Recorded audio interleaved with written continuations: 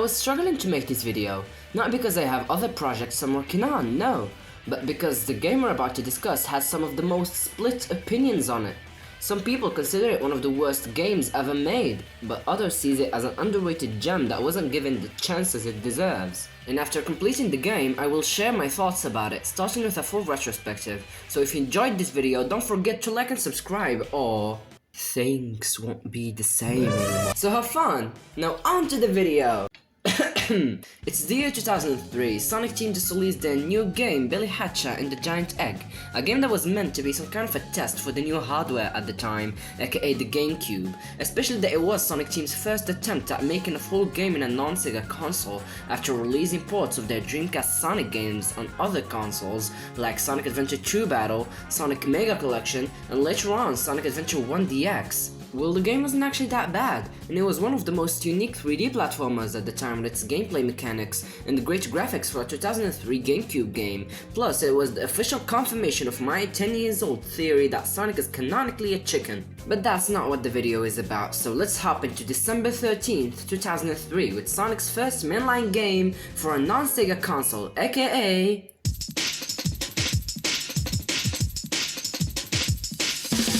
yeah, Sonic Heroes was meant to appeal to both newcomers to the franchise and old fans, so it took a fairly quote-unquote classic take on the adventure formula and added new team-based gameplay mechanics. So instead of each character having a gameplay style on their own, like the adventure games, we have 4 teams of 3 characters at once, being able to switch between speed, power, and flying abilities. And to be honest, even with all the flaws the game has, it still managed to be a really fun Sonic game, and also managed to be a great hit and the best-selling Sonic game of all time, with more than 3 million copies sold, till Sonic Frontiers came out in later 2022 to surpass this number. Now what do we have here?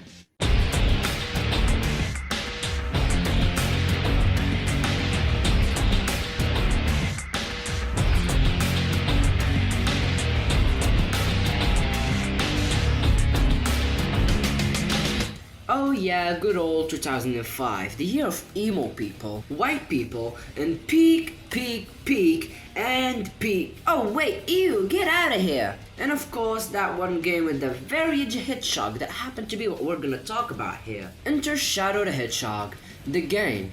A game that took Sonic and said, die, another guy took the role, and now with guns, cause it's so cool. And guess what? It has multiple routes. Oh wait, is that an Undertale reference? Jokes aside, this game was unique in a lot of ways. First of all, being the first teen-rated Sonic game, because the game was too cool to be E for everyone. It has a very dark story with a lot of multiple routes. The book's art literally says, hero or villain, you decide. Honestly, the game isn't that bad. It had a lot of interesting gameplay elements which I honestly had fun with, and I'm planning on making a video about it later. It sure has a lot of questionable decisions, and wait a second, is that Sonic swearing? 11 out of 10 game, what next? To be honest, I treat Sonic Heroes and Shadow the Hedgehog as a package, games that came out after each other. One wanted to introduce people to the Sonic franchise with a fairly simple story, including the cast from almost the entire franchise, making new fans across gaming platforms, so they tried the older games. And the other one came after to expand the lore of older games and make it more interesting than it already is. It's a neat way to think about it, not gonna lie, but let that discussion for another video, shall we? The year 2006 was an important year for Sonic, being the franchise's 15th anniversary. Sega wanted something big, special, a year that will impact the franchise moving forward, and well, it did, for all the wrong reasons. It all started when Sonic Team had the idea of a Sonic game with a realistic tone, unlike Sonic Heroes, which took more of a quote-unquote cartoony tone. They wanted the game to use the Havoc physics engine to allow more expansive level design, they wanted to include multiple paths and levels, they wanted to make a huge story, introduce new characters, and the list goes on. They saw that the game would coincide with the Sonic's 15th anniversary, so they decided to make it for the 7th generations of consoles, aka the PS3 and Xbox 360 at the time. The game will go on to be simply called Sonic the Hedgehog, a reboot for the franchise, meant to be the ultimate Sonic experience. So what really went wrong here? Well, to answer that question, we'll have to go through the interesting world of development hell. In a bit of a nutshell, because we don't do boring stuff around here. So what happened? The game started development in the fall of 2004 with Yuji Naka as a producer and Yujiro Ogawa as a director. They were like, imagine if we make Skyrim but with Sonic in it! Oh my god! But there was a tiny little problem. The team isn't familiar with the Havoc physics engine nor the hardware they were making the game for. And guess what? Nintendo is making a new console. Let's hope porting the game to that isn't much of a... Oh wait, it was impossible.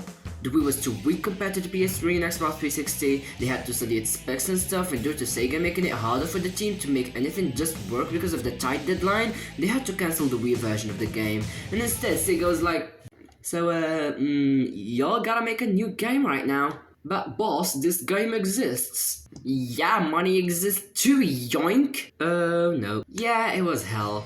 The new team will go on to make Sonic Wildfire, known later as the less cooler name, Sonic and the Secret Ring. Ogawa will go on to be the director for that game, leaving Sonic 06 without a director until Shun Nakamura took the role. The same guy directed just that... Oh, Samba the Amigo? Yeah, bro is not prepared. But hey, it's fine, we have Sonic's stepdaddy by our side. He left? On March 2006, Naka took his stuff and went sayonara suckers, prope!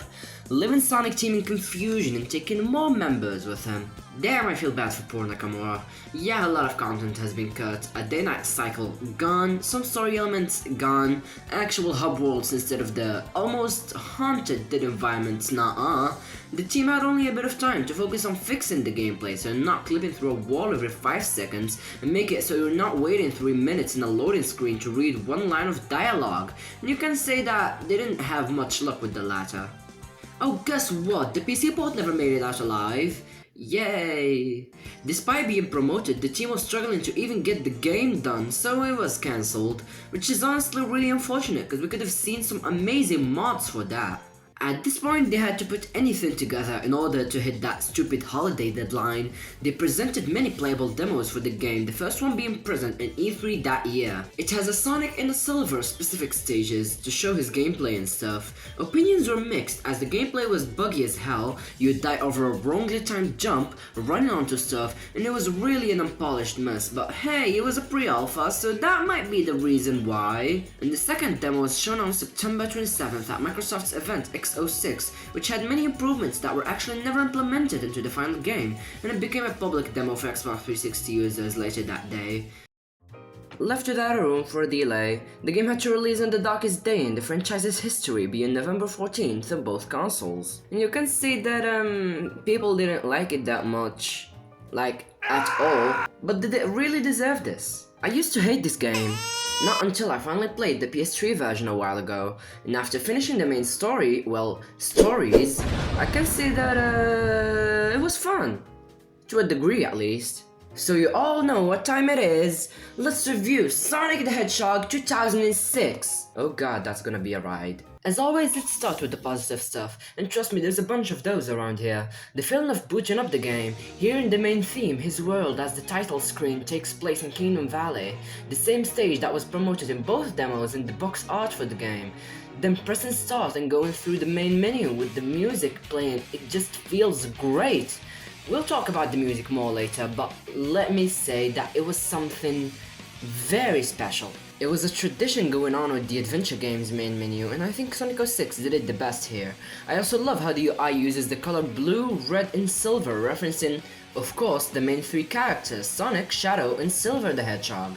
I also love how after completing each episode of the game, you could easily go and listen to the soundtrack, and you'll watch all the cutscenes from the extras menu. So we're good so far? Enter Sonic episode, and holy crap, the CGI looks great!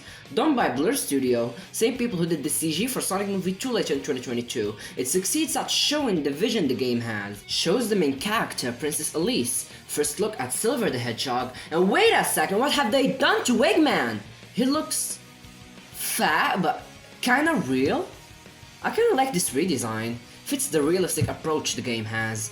And tell me this isn't one of the coolest Sonic moments in like ever. The music, the direction of this scene, everything was just perfection. Then we'd get to the actual cutscenes and wait a second, is that the same game?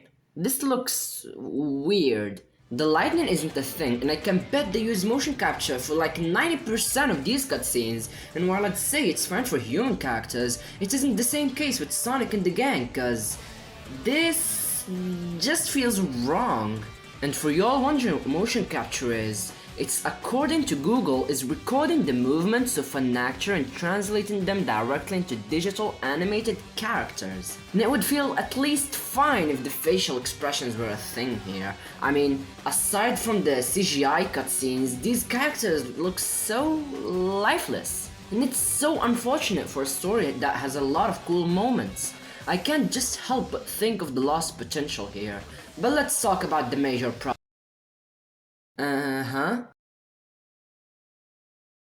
Oh, finally! Like I was saying, the game has a major problem that makes it quite a chore to get through. Oh, come on! Welcome to 06, where I spent 40% of my time just in front of that pretty loading screen, thinking about the joy of touching grass and actually having a life. Let me introduce you to my fellas. I call this one Charlie. Too interesting and feels like it went through so much. Oh, this one's David. I don't know, feels cute. Yeah, I don't think I'm okay. Alright, we finally dealt with the loading screen. Now we get into, where am I? Where's the stage? Hub Worlds, introducing Sonic Adventure 1, making a balance between the main high-speed stages and just chilling in different environments, while looking for your next objective, of course. It was a neat concept that was executed in a really good way back in older games. With Sonic 06, there was multiple Hub Worlds planned, like a desert one that was mentioned multiple times in some dialogues, but got scrapped because, we all know. So, all we got was this beautiful, poor executed concept, which is Soliana. Being inspired by Venice, Italy, the city offers some great views, if you, of course, overlook the absolute broken lighting and textures. But hey, look, there's NPCs! Fans like Sonic Adventure 1 for the anime-looking NPCs, but did Sonic Adventure 1 have Alberto Robert or Paganini? Or freaking Sonic, man! The only Sonic game with all its NPCs doing this super normal talking animation, and the one which hired Naruto himself to race against Sonic in the most epic race in history. I know people like Mystic Ruins from SA1, but did SA1 have Forest? A place that adapts some of the most iconic places like the Windows XP default desktop background. Yeah, what the hell happened here? It just sucks how much potential Soliana had that was just missed. But I'll give the soundtrack credits for actually not making this place as empty as my dead soul. Alright, we all know what time it is. It's controversy time. As if the video wasn't controversial enough. But let's talk about the gameplay. In Sonic 06, the gameplay follows the same formula as SA1, where the playable characters go through the same places with some tiny differences to not make it boring or repetitive. We have 3 main playable characters, and another 6 who serve as supporting characters for some sections of the levels. We will talk about each character on its own, starting with Sonic, who has his homing attack, which is as functional as other games, with a bit of a delay, which I think helped in such open level design. Oh yeah, the spin dash is here, and it's literally useless, because you can't even jump when using it, and gaining speed isn't really a thing here. You have to rely on scripted sequences, which the game has many of. Aside from these, Sonic can get new abilities from shops like Light Speed Dash, which works, a slide which feels nice to use, but don't try taking enemies with that, trust me. We have the bounce from SA2, which is actually one of my favorites, especially when used against enemies with long health bars. And we have the new additions to the games, aka the gems, which are surprisingly really fun to use and make ton of twists in gameplay. There's the green gem bringing back the tornado move from Sonic Heroes, the blue one which gives Sonic a boost to reach max speed, the sky gem aka the Ender Pearl Sonic edition, the purple gem which gives Sonic the I don't feel like going through the stage ability, allowing him to do infinite jumps, the red one slowing time and everything around Sonic, allowing for time bonuses, the yellow one giving Sonic the Thunder Shield from the classic games in SA1, and the most useful feature ever done in a Sonic game, aka the white gem, which is a homing attack with a more delay? Why is that a thing? And going back through scrapped content, apparently there was supposed to be a queer gem that turned Sonic into Super Sonic, but it never made it into the final game. Damn, such a shame. And the best part about these abilities is that they weren't coded properly, which made it so the bar actually never decreases, so technically you're able to use these abilities as much as you freaking love. And actually I like that a lot, and I think it added a lot of twists into the gameplay, even if it wasn't intentional. Right, finally done with the blue guy, now it's time for the black guy. Haha, that was not funny. Shadow's gameplay is pretty much like Sonic, except it's a bit more combat oriented. And when I say that, I mean most enemies have health bars and you just spam one button through the whole campaign. Kinda reminds me of an old friend. His gameplay was fun for the most part, and surprisingly it never got boring because the platforming and combat sections were really well balanced. But yeah, all he gets later is Lightspeed Dash and the Chaos abilities, which are pretty much the most useless thing ever. Oh look, you can attack! You can attack, but it's slow as hell and does slightly more damage. And there you have Silver, which is okay to say the least. His Psychokinesis is able to manipulate objects around him for either platforming or attacking enemies. No, Silver cannot do a homing attack, but he can stay in the air for a bit, which can be broken if you spam the X button repeatedly. He only has two major upgrades, one of them being this pathetically useless air dash, and my favorite upgrade being this cool slam attack which stuns enemies around Silver, making combat a lot more satisfying. Alright, 3 characters done with, 6 left. There's Tails with his really slow ground speed, limited flight controls, a ring bomb which only work when it feels like it, and confuses the heck out of me when trying to know which rings are real and which are fake. Knuckles, slow as heck, broken combat, heavy gliding, and sometimes it just stuck into a wall where I can only pray for the game to actually work. Rouge, same as Knuckles, except the combat is much more forgiving with her bomb attack, which is actually satisfying to use. E123 Omega with its shooting that only works whenever it feels like it, and hovering that can be used to skip a level segment by mashing the jump button. Amy exists? Her hammer swing is delayed, her double jump doesn't carry oh, come on! Her double jump doesn't carry speed, making it pointless. And that useless invisibility technique that does nothing but making knowing where I am freaking hell. All that making her the absolute worst character right next to Knuckles. Lastly, we have Blaze, which is easily the best character right next to Sonic gameplay wise. She got speed, fast homing attacks, double jump that Amy wishes she had, a fair spin that makes destroying enemies so satisfying, making her easily one of my favorite characters in the game. It's such a shame that her gameplay segments were limited to silver stages, but yeah, we can only be thankful it actually existed in the first place. The level design in the game ranges from the best in the franchise to... But you know what? It's great. The stages are built with the character moveset in mind, which makes the controls a lot more forgiving, with my personal favorite being Crisis City from Sonic episode. And also there are character specific segments like the Mach speed sections. Being exclusive to Sonic's story, you're going max speed, only being able to move left or right and jump to dodge stuff. And this would be cool if stubbing your toe into anything wouldn't mean eventual death. It opens the room for tons of bugs to happen, but once I got used to them, they became quite fun to go through. With Shadow, there are multiple sections where you can use vehicles, and I think they were okay when the game actually decides to work. With Silver, there's balls. If you know, you know. Not gonna lie though, sometimes I just find myself replaying Wave Ocean or Crisis City in some other levels, cause they're actually so fun to go through, so I'll give the game that. The last thing we're gonna talk about, at least gameplay wise, are the bosses, and while some of them can be a pain in the butt, I enjoy playing most of them. Some of them can be defeated with the right strategy, and some of them can turn into a damn waiting game, which sucks. My favorite part about them is trying to figure out the easiest and fastest way to take one down while we're playing. Like, for example, do you know that using the slide against Silver when he's picking up objects can take him down with ease? And that's just one example, but in general, I think the bosses were great for the most part. And again, if the game actually works. Damn, can actually believe we're finally done with all that. Oh god! Welcome to the story in Sonic 06, where it has tons of really cool and iconic moments that are just there without any real sense, and where characters can be so stupid to the point it makes me appreciate my damn existence. And to make this review less boring, I'll try to explain this in a nutshell.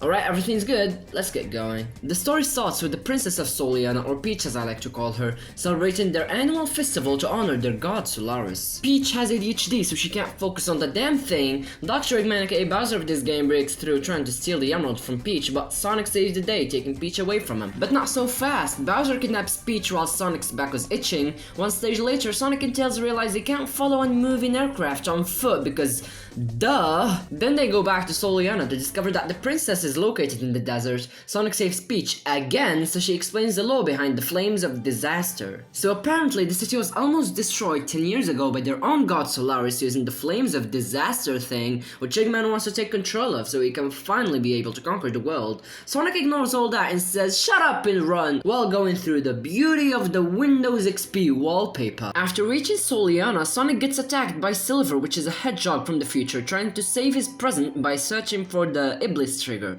Being manipulated by an entity named Mephiles, who's the main villain of this game, he represents the mind and will of Solaris that was sealed by Shadow inside the Scepter of Darkness, but was freed in the present. More on that later. Peach, being the useless person she is, gets kidnapped again by Eggman, and Amy comes to save Sonic before Silver was able to deliver the final hit. Amy earlier in the story mistakes Silver for Sonic, but then tries to help him find the Iblis trigger without knowing that he's looking actually for her beloved Hedgehog himself. So she leaves him in confusion after what he did for Sonic. The gang keeps looking for the princess, and Bowser tricks them into giving him the emeralds and then sends them to the future. When we realize that Mephiles manipulated Silver into thinking that Sonic is the reason his present is the way it is, after showing him a green screen edit of Sonic on fire.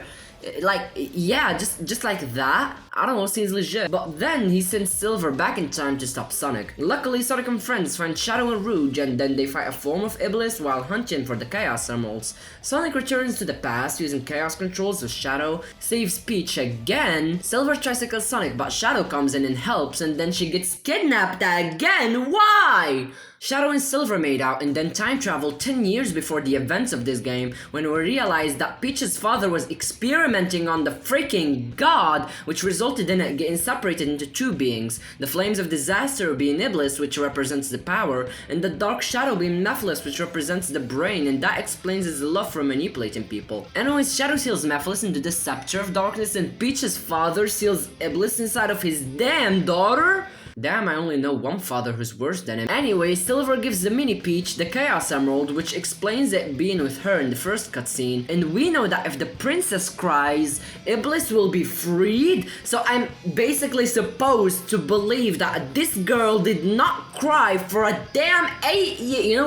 You know what, calm down, strong woman exists, I guess. Going back to the present, Sonic saves Peach again, and they have a romantic CGI date when she tries to be a character for once, but then she gets freaking captured by Eggman again. You know what, guys? I think I owe Peach an actual apology for comparing her to this... I don't even know what to call her. Just let's go with Elise, okay?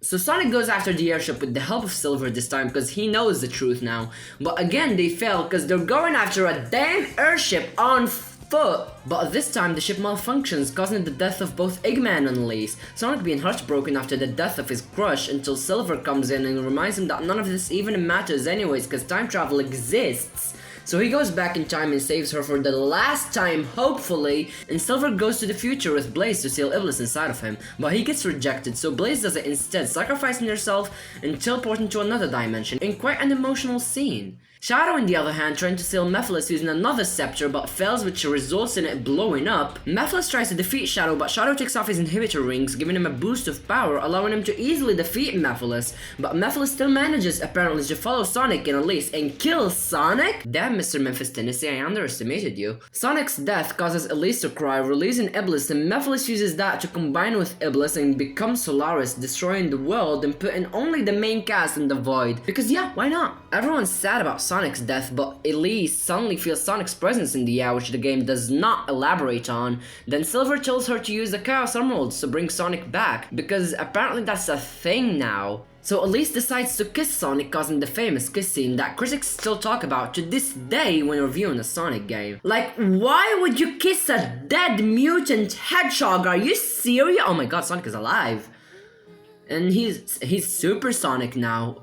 Sonic starts a polyamorous gay marriage with Shadow and Silver, turning them into super form, and then they beat the heck out of Solaris and save the entire world from, well, not existing. Sonic and Elise are sent to the past before Solaris was even a thing, so they remove him from existence. Only one problem though, this will cause the events of this game to not happen, making the game's plot literally pointless to canon. And guess what happens? The final cutscene shows Soliana celebrating their annual festival festival, even though there's no Solaris this time, so what's the point here exactly? Like, isn't the festival supposed to prevent Solaris from coming? God, this game's writing so... Anyway, Sonic shows up running and he watches the thing from a distance, ending the game with a beautiful shot of Sonic looking at the moon. Look, as much as I hate how stupid the plot and characters could get and how nonsense things can be, what I like about this story the most is how enjoyable and fun it is to follow. It's not a boring story, not gonna lie, even with all the bull it has. The amount of iconic moments and great voice acting can carry most of the cutscenes.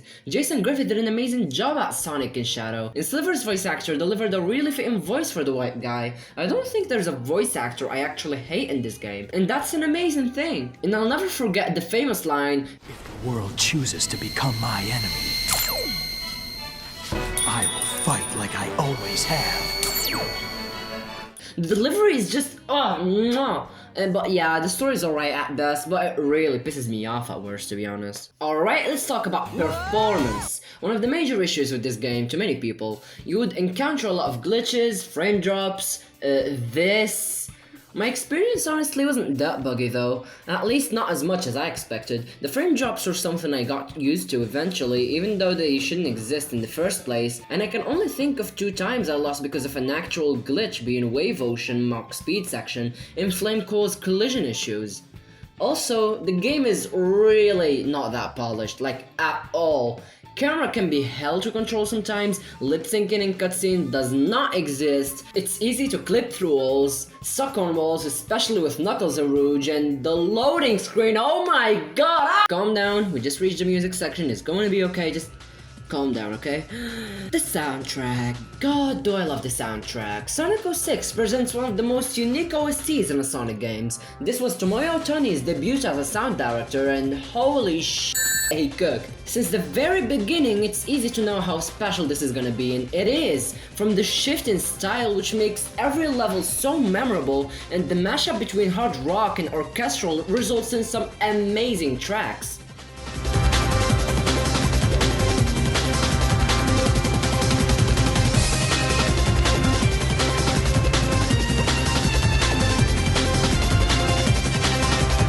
And I love how upbeat the tracks can get, especially in Mach Speed sections, like, just, take a listen.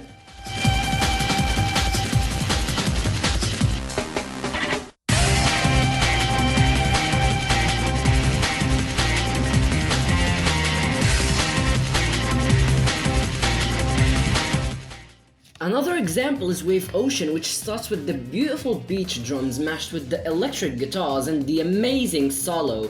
And I love how it still manages to keep up with the fast-paced gameplay.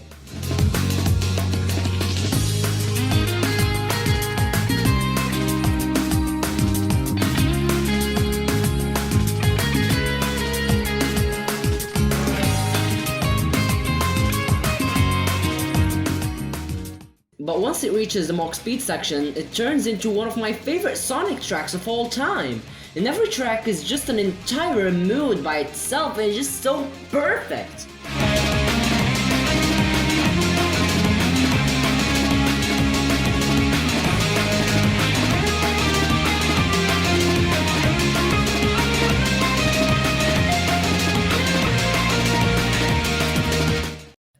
I love everything about this soundtrack. The feeling when you finish a level and the result version of His World plays, and oh my god, I love this!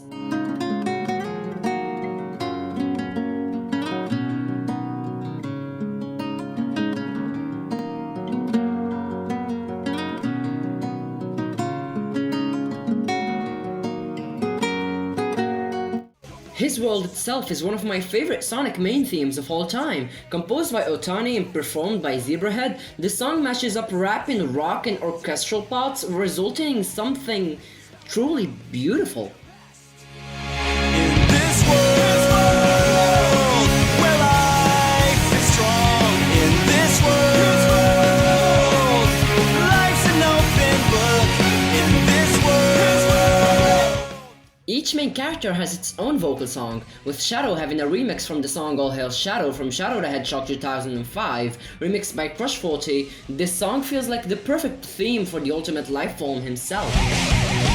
All hail Shadow, colors rise again, obliterating everything that's not your friend. Nothing can stop you now. Silver also has his own theme, Dream of an Absolution, performed by Bentley Jones, and I love how the lyrics describe the struggles of this character throughout the game. Also, the instrumental here are just beautiful. Do you see what you dream? All your troubles are they or what they seem? Look around you, then you may realize all the creatures are with their lives. Alicia's theme, however, is quite interesting. Similar to Infinite from Sonic Forces, My Destiny shows how Alicia's life technically changed to the worst after her father's death. How she feels about being forced to never cry or Iblis will be freed, and how her life was changed after Sonic came. The happiness she felt for the first time, and how broken she was to the fact that Sonic will have to leave after the story ends, which, to be honest, really makes me appreciate her character more. But just listen to this. Destiny, I may give you life. Can you stay forevermore? Or are you gonna leave for me? No matter what it takes for me, I'll find you. Just to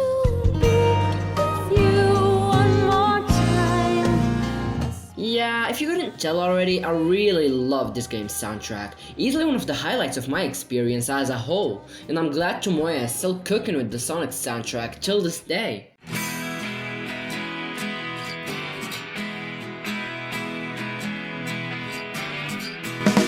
Sonic 06, a game that was hated by critics, fans, and every single article in existence when it comes to bad games. I've started playing this game with very low expectations, and honestly, I was really impressed. This game offers a mostly fun campaign with a story that contains some really hype moments, in a gameplay which ranges from "God, this is so fun" to "God, kill me", but mostly "God, this is so fun". But I still understand why would it be hated. The game is unpolished, it can be buggy as hell, and it can be a chore to get through, but in my personal opinion, the game doesn't deserve this much hate. I've seen worse games, but it never got the same treatment as this one. I'm looking at you, Prince of Persia. But the main issue here isn't the game itself. The hype Sega built for this game was insane. Promoting it as the new generation of Sonic games and the ultimate Sonic experience made the fans' expectations really high, which, let's say, most of these expectations weren't met in the final product. And while we can only imagine what this game could have been if it didn't go through development hell, we have to review what we got in the end. And in my opinion, Sonic the Hedgehog 2006 is a 7 out of 10. Remember, this is purely my personal opinion based on my experience with the game. Would I recommend this game for anyone? Well, if you have a PS3 or an Xbox 360 and you're a big fan of the Blue Nerd, then yeah, of course, why not? I can't believe how long this review turned out to be. But that's what I got for today's video. If you enjoyed this mess of a review, don't forget to like and subscribe. It motivates me to create more content for you all. And if you want to see more content like this, check out my Sonic Forces review. I'll link it down in the description below. But for now, this was Hazel from a Hazelnut, and I'll see you all next time.